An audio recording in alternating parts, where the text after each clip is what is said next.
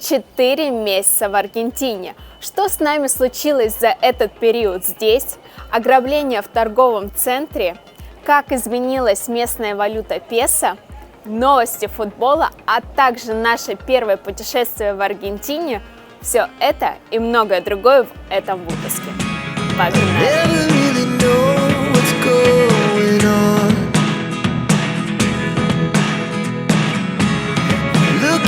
Sometimes like all you want to do is run. Hear me out, hear me out. It's all the things you never show.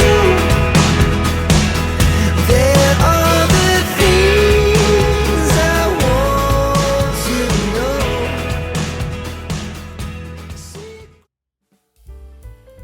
Начнем с самого насущного вопроса, где жить, какой район выбирать. Обычно все знакомые, кто приезжают сюда, либо подписчики, пишут мне о районе, о месте жизни в Буэнос-Айресе. За этот период мы пожили в двух районах, это Палермо и Реколета. Мы жили конкретно в Палермо-Сохо. Соответственно, это такие достаточно туристические районы. Почему мы выбирали Палермо? Потому что жизнь Палермо очень напоминает московскую жизнь. Много кафе, много ресторанов, шаговой доступности, архитектура, центр города, удобное расположение метро и удобная доступность к любой точке города, как на север, как на восток и так далее. Соответственно, если вы привыкли к такой активной жизни, как в Москве, допустим, то я уверена, что эти районы для вас будут очень комфортными. Сейчас мы живем в Палермо Голливуд. Этот район напоминает мне Патрики. Может быть, знаете, такой ресторан есть в Москве Аист. В общем-то, здесь у нас на углу, собственно, очень похожая версия этого места в Москве. Здесь к чему быть готовым? К тому, что недвижимость в таких районах, конечно же, она дороже, чем какие-то другие районы, менее популярные для туристов, и цены могут быть выше Москвы. Мы сейчас живем в Палермо Голливуд, но также мы рассматривали такой район, как Пуэрто-Мадеро. Пуэрто-Мадеро в целом отличается от Буэнос-Айреса, и многие говорят, что это не Буэнос-Айрес. И это правда, потому что Пуэрто-Мадеро достаточно новый современный район, очень похожий на район Москва-Сити в Москве, с высокими домами, новыми постройками, кафе, ресторанами, набережной. Пока что мы туда не переехали, но через следующий период, когда закончится у нас срок аренды этой квартиры, я вполне склонна рассмотреть этот район. И у меня огромная просьба, если вы живете в Пуэрто-Мадеро или имели опыт с этим районом, поделитесь своими впечатлениями. Как вам этот район? Стоит ли выбирать? Я знаю, что меня смотрят много местных жителей и аргентинцев. Мне будет очень важно ваше экспертное мнение, стоит ли жить в Пуэрто-Мадеро. Конечно же, мне мои подписчики писали, когда я выложила первый свой ролик про жизнь в Буэнос-Айресе, что можно найти жилье за $300 и дешевле, безусловно, но нужно быть готовым к тому, что за $300 вы найдете не такого же качества, допустим, ремонт или обустройство мебели, как в современных квартирах России. Это будет достаточно такой старый вариант. Об этом, как искать квартиру, я сниму отдельно ролик и обязательно опубликую в ближайшее время, потому что на поиск квартиры сейчас, вот после возвращения с Америки, я потратила месяц, чтобы найти квартиру своей мечты без агентов, без риэлторов. И у меня сейчас достаточно большая насмотренность, потому что я мониторила абсолютно все площадки, доступные здесь, и у меня сформировалось мое четкое, такое достаточно экспертное понимание, а как найти жилье здесь, в Буэнос-Айресе. Я не агент, не риэлтор, я смогу вам рассказать без каких-то личных выгод. А как же на самом деле обстоят дела с недвижимостью, с арендой недвижимости здесь, в Буэнос-Айресе, и к чему быть готовым, если вы приедете сюда? Обязательно не забывайте подписываться, скоро этот выпуск будет на моем канале. Порт видно, да? Да. На 0,5, да? Я вам рассказала уже про Пуэрто-Мадейро, но стоит вам также рассказать про одно из самых известных мест Буэнос-Айреса. Это район Ла-Бока и улица Эль-Каминита. Район начинается возле причала, возле одного из причалов Пуэрто-Мадейро. Пойдемте же, я вам его покажу и расскажу про него немножко подробнее.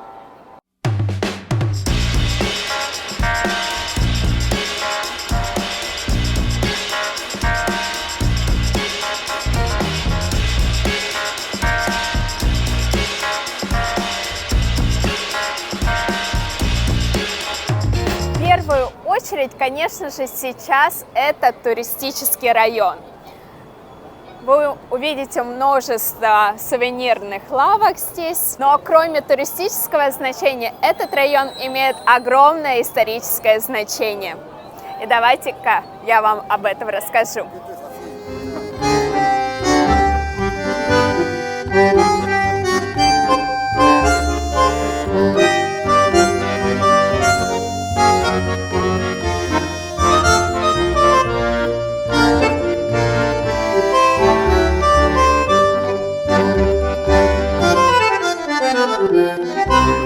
Эль Каминита с испанского переводится как «дорожка» или «путь».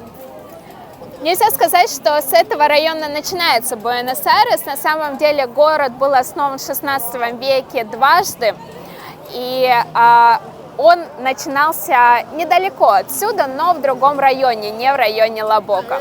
Но этот район имеет огромное свое историческое значение. Почему? Потому что в 18 веке сюда начинают прибывать толпы с Италии, с Испании, с Генуи. Приезжая и останавливаясь на причале здесь, иммигранты шли по этой дороге вглубь порта, вглубь района Ла-Бока. Именно поэтому это место, эта улица и называется Эль Каминита. Конечно же, когда приехали сюда первые иммигранты, здесь не было ничего.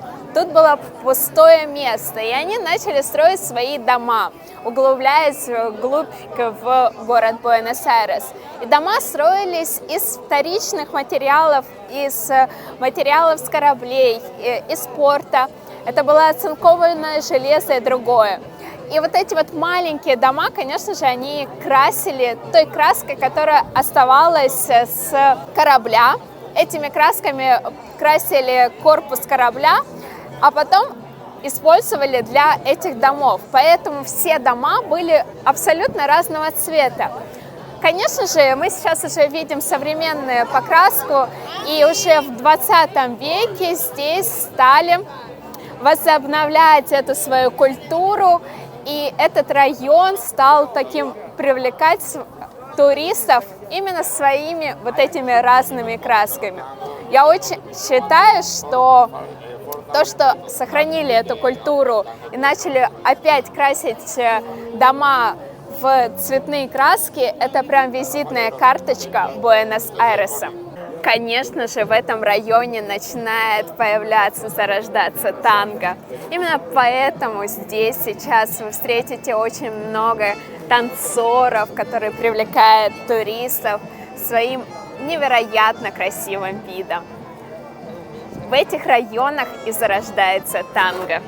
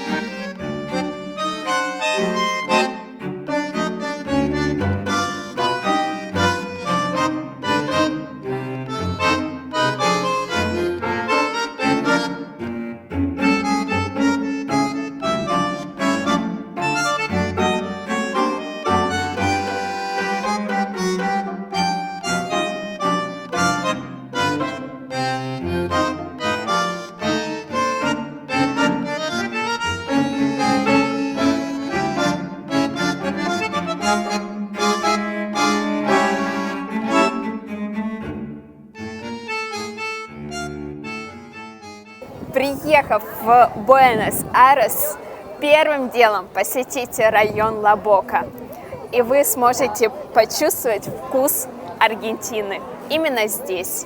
Здесь, в этом же районе, недалеко находится стадион Ла Бомбонера знаменитой футбольной аргентинской команды Бока Хуниор. Туда мы сейчас и отправимся.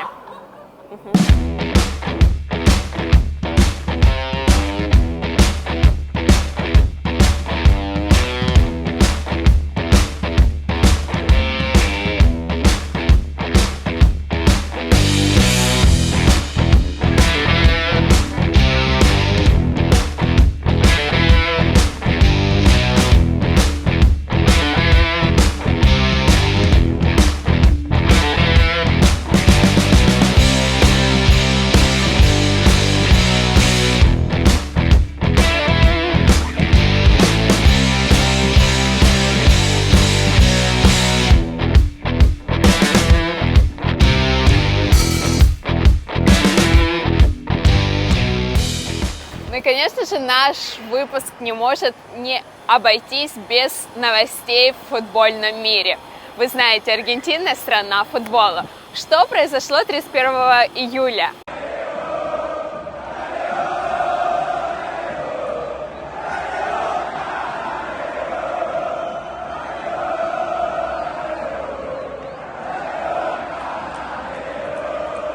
Это было незабываемо. На этом стадионе был презентован новый уругвайский игрок, который присоединился к спортивной команде Бока Хуниор. Его зовут Кавани, 36-летний футболист, теперь будет играть до конца 2024 года. Стадион Ла Бомбонера, стадион этой футбольной команды.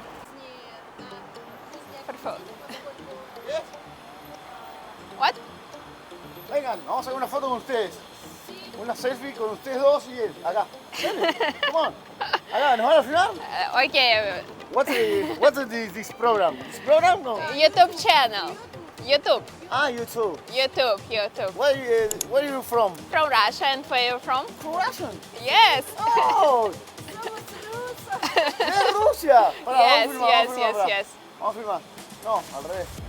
Okay. ¿Filmás? Bueno, nos estamos autofilmando. ¿Con chicas de dónde? From Russia. Hello. ¿Ustedes le están tirando misiles a lo tan en Sorry, guerra? no hablo español, only inglés. Oh, qué bueno, te sabrás. Okay.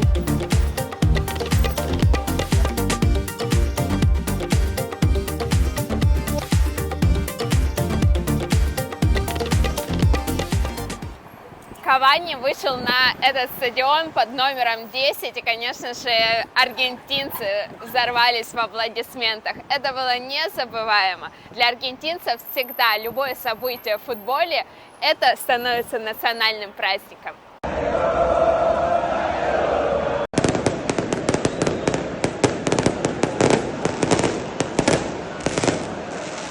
А 10 номер, конечно же, в Аргентине ассоциируется с Марадона и Месси. И, конечно же, к новому игроку и вообще к таким личностям в футболе относятся как к богу здесь. Это целый культ Аргентины, про который стоит обязательно знать, когда приезжаете в эту страну. О чем стоит обязательно упомянуть, что вглубь в районе Ла-Бока от стадиона лучше не углубляться.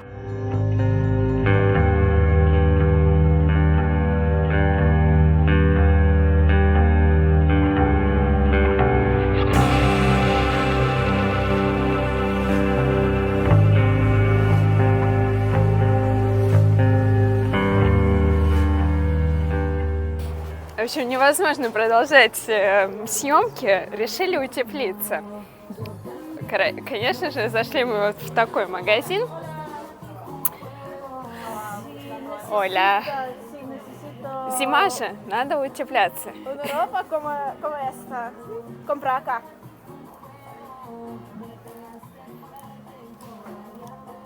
¿Así? Sí. Мгм. Есть вот это тоже очень хорошее. Ага. Ты хочешь con eso? Sí, sí, С sí. надписью No, или- no, Сильность. like that. Small, medium. Small, small. У-ля-ля! У-ля-ля! ¿Qué pasa, amiga?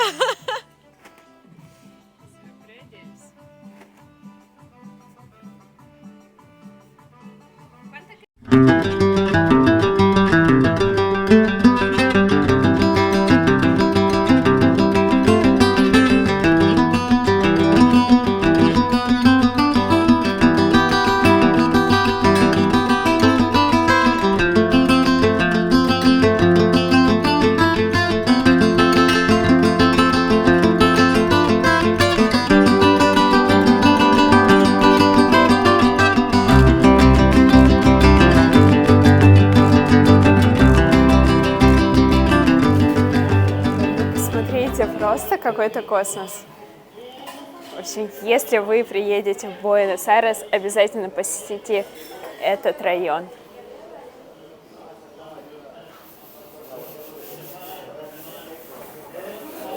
Также важно рассказать, что произошло с курсом песо за этот период. В стране есть несколько курсов. Официальный курс песо к доллару и неофициальный, так называемый blue курс, а также есть курс туриста. Соответственно, когда мы приехали, это было в феврале, blue курс составлял порядка 350 песо к $1. Сейчас на август 2023 года курс составляет больше 550 песо к доллару. Соответственно, в этом году инфляция в стране превысила 100%. Конечно же, это очень печальная ситуация в экономике страны.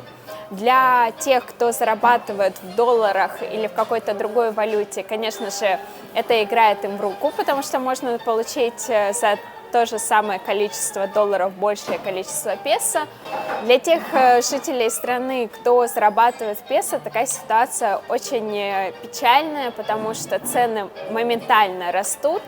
Очень грустно, потому что Аргентина великолепная страна с огромными ресурсами, но текущее состояние из-за политики страны в экономике, конечно же, не дает этой стране развиваться в том масштабе, в котором бы она могла сейчас на мировом рынке.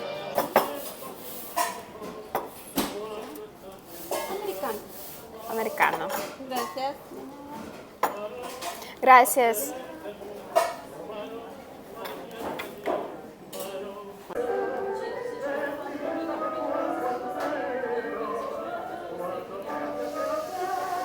Ключевая причина, почему сложно адаптироваться быстро к жизни в Аргентине, Буэнос-Айресе, конечно же, языковой барьер. Я уже делилась своими первыми впечатлениями, когда мы приехали, и, если честно, никогда не сталкивалась я с испанским в своей жизни, и почему-то мне казалось, что английский язык должен не сильно отличаться от испанского. Как оказалось, это совершенно разные языки, как понимаю, это разные языковые группы, поэтому даже если что-то очень похожее с английским в написании слова, то даже произношение этого слова будет другое, и вы просто не сможете его понять. И, безусловно, чтобы быстрее адаптироваться здесь, я сейчас занимаюсь, учусь испанский здесь. Я могу уже сказать самые базовые разговорные слова «Cómo estás?», «Qué tal?», «Bon día?», «Cuánto cuesta?», «Que tenga un buen día» и другие. Мне нравится изучение испанского языка, потому что я знаю русский, я в школе учила немецкий, я знаю английский. Я могу на нем разговаривать, и у меня достаточно высокий уровень английского. Поэтому, находя какие-то схожие моменты во всех этих трех языках, я быстро схватываю испанский язык.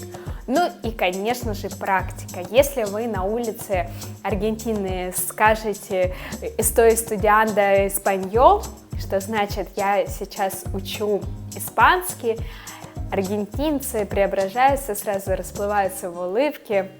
говорят «muy bien», «очень хорошо», и начинают вам помогать, подскажут какое-то слово, как-то объяснят. В общем-то, все жители местные очень благосклонны к тем, кто учит местный язык, но при этом они не пренебрегают английским языком. С таким можно столкнуться во Франции, где, в принципе, местные жители, даже если ты говоришь, что ты не знаешь французского и начинаешь говорить на английском, они никогда с тобой не заговорят на английском и будут достаточно так пренебрежительно. У меня действительно этот опыт был, я посещала Францию. А здесь наоборот, то есть местные жители, несмотря на то, что не знают английский, всегда извинятся, скажут «извините, я не знаю английский, извините за мой английский». В ответ я, конечно же, всегда говорю «lo siento, no hablo español». Sorry for my Spanish, sorry for my español. Пока что у меня такая получается смесь английского и испанского, но уже когда мы возвращались с отпуска с Америки, когда мы приехали здесь, можно так сказать, во второй раз в Буэнос-Айрес, я уже почувствовала себя спокойно и свободно, потому что в первый раз, когда мы приехали, вообще я была скована от незнания языка. Сейчас я уже понимаю, какие-то слова схватываю, и адаптация происходит гораздо проще. Так что обязательно, когда вы приедете в эту страну, начните учить испанский, начните разговаривать в магазинах, ресторанах, на тренировках, и наличие разговора на испанском языке с местными жителями сделает вашу жизнь здесь более насыщенной, яркой, и быстро вы сможете адаптироваться здесь. Нет?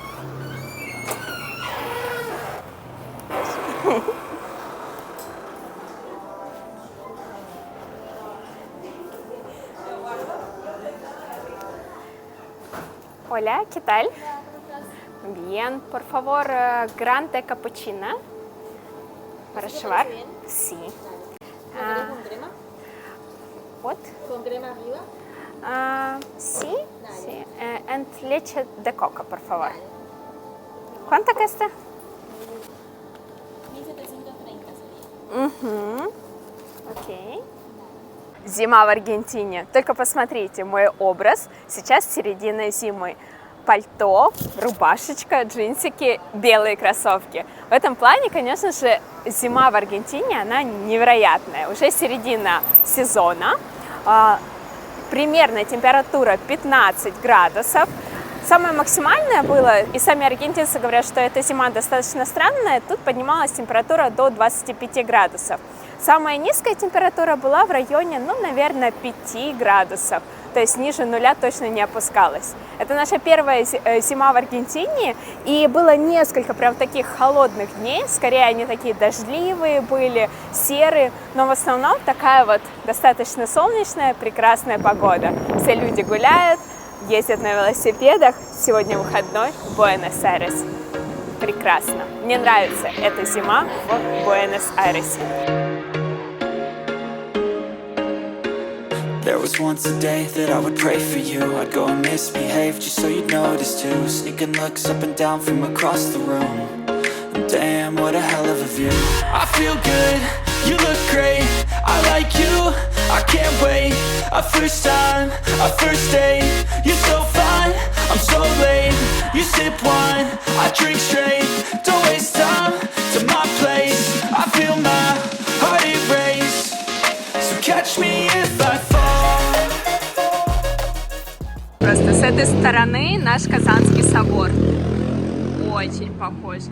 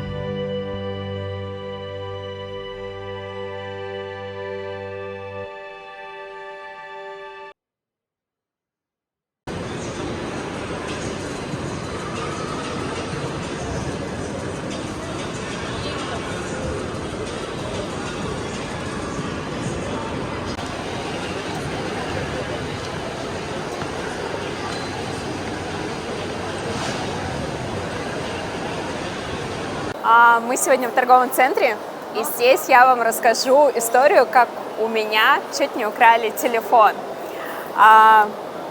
Это было в таком же магазине, только в другом торговом центре Альто Палермо. Пойдемте покажу и расскажу, как это вообще произошло.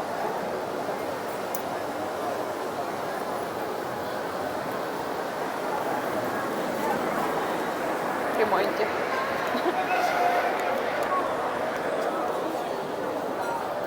В общем, ни о чем не подозревая, я пришла в Альто Палермо, зашла в магазин и, собственно, начала выбирать какую-то обувь.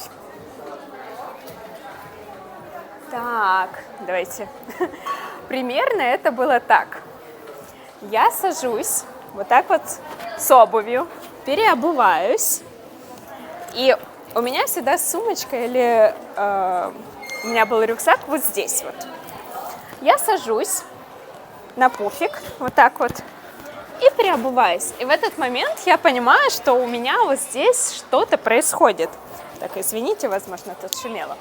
Вот. Я такая поднимаюсь, поворачиваюсь на это все и понимаю, что рядом со мной сидит женщина лет 50, хорошо, прилично одетая. И у нее в руках мой телефон. При этом мой рюкзак раскрыт. Я просто смотрю на эту всю ситуацию, и вообще я не могу себе представить, как это все произошло. То есть это в моменте, понимаете, я просто села, просто переобуваться. Тут рядом магазин приличный, смотрите, очень симпатичный, приличный магазин. Но тут рядом со мной села эта женщина. Я даже не могла подумать на эту женщину, что она так может. В общем, во мне проснулась какая-то моя русская субличность, которая пробасила, я не знаю, я не знала, что я могу так громко по-мужски сказать, что ты делаешь.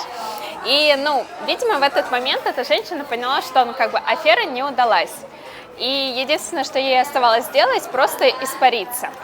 В этот момент, я офигеваю. Сразу я полезла в свой рюкзак, проверила наличие денег, то есть чтобы там все деньги были на месте. Все было на месте. И знаете, в этот момент у меня по реакции мне хотелось навести вокруг какой-то кипиш-движуху, чтобы, что-то сделать. А я уже ничего не могла сделать. Вот консультантов рядом не было. Вот как и здесь, вот они где-то были там, они, может быть, слышали эту ситуацию, может быть, не слышали. Но они ничего не сделали. Я просто встала, такая офигевшая, закрыла этот рюкзак и пошла на выход. В общем, мой совет. Всегда сумочку держите при себе и никогда не теряйте бдительность, даже в таких красивых, аккуратных местах. Всегда может что-то произойти. В общем-то, насколько я переживала, что такая ситуация может произойти со мной, так и произошло, собственно. Но я очень рада, что ничего такого не произошло и мой телефон не украли. Но теперь я еще больше сохраняю свою внимательность в таких многолюдных местах.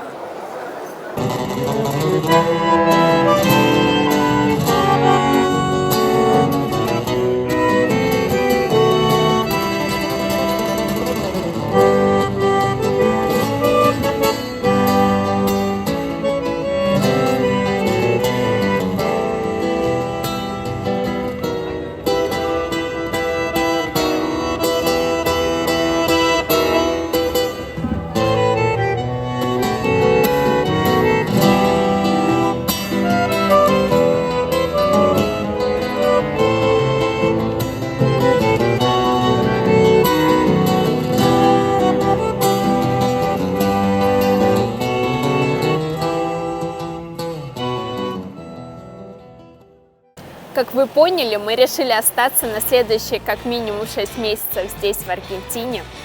Поэтому обязательно подписывайтесь. В следующих выпусках я поделюсь самой актуальной информацией, как искать квартиру в Буэнос-Айресе самостоятельно. Я вам расскажу про особенности национального шопинга здесь, в Аргентине. Будут приглашенные гости. Ну и, конечно же, скоро будут выпуски про наше незабываемое путешествие в Америку. Это был огромный трип на 1,5 месяца. Мы посетили очень много разных достопримечательностей, поэтому не забывайте подписываться, чтобы не пропустить все новости и новые видео на моем канале. Вы самые лучшие у меня зрители и подписчики. Увидимся уже скоро в новых выпусках. Всем пока!